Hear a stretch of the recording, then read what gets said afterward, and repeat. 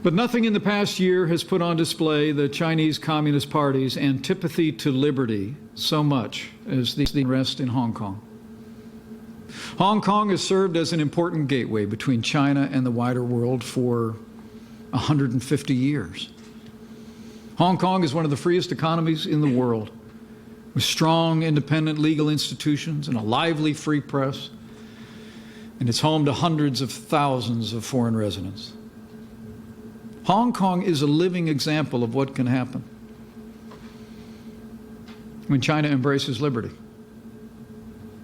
And yet, for the last few years, Beijing has increased its interventions in Hong Kong and engaged in actions to curtail the rights and liberties of its people.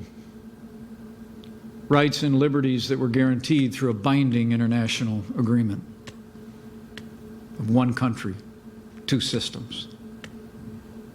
But President Trump has been clear. As he said in his words, the United States stands for liberty.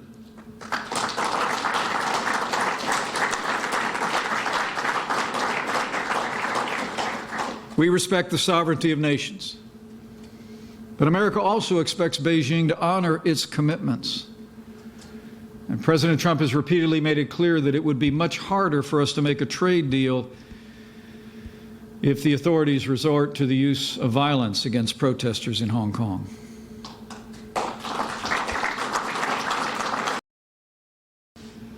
To the millions in Hong Kong who have been peacefully demonstrating to protect your rights these past months, we stand with you.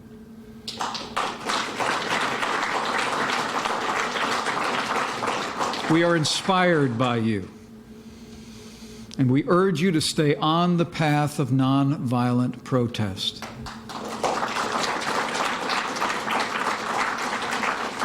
But know that you have the prayers and the admiration of millions of Americans. And far too many American multinational corporations have kowtowed to the lure of China's money and markets by muzzling not only criticism of the Chinese Communist Party, but even affirmative expressions of American values.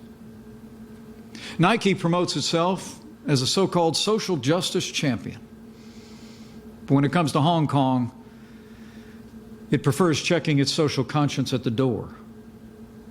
Nike stores in China actually removed their Houston Rockets merchandise from their shelves to join the Chinese government in protest against the Rockets general manager's 7-word tweet, which read, "Fight for freedom, stand with Hong Kong."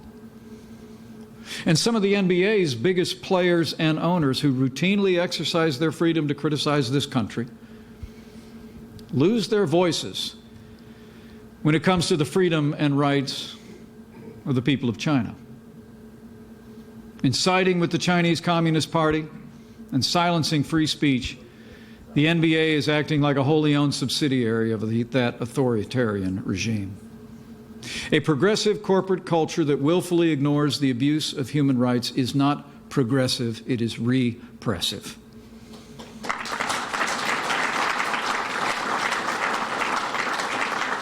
When American corporations, professional sports, pro athletes embrace censorship, it's not just wrong, it's un-American.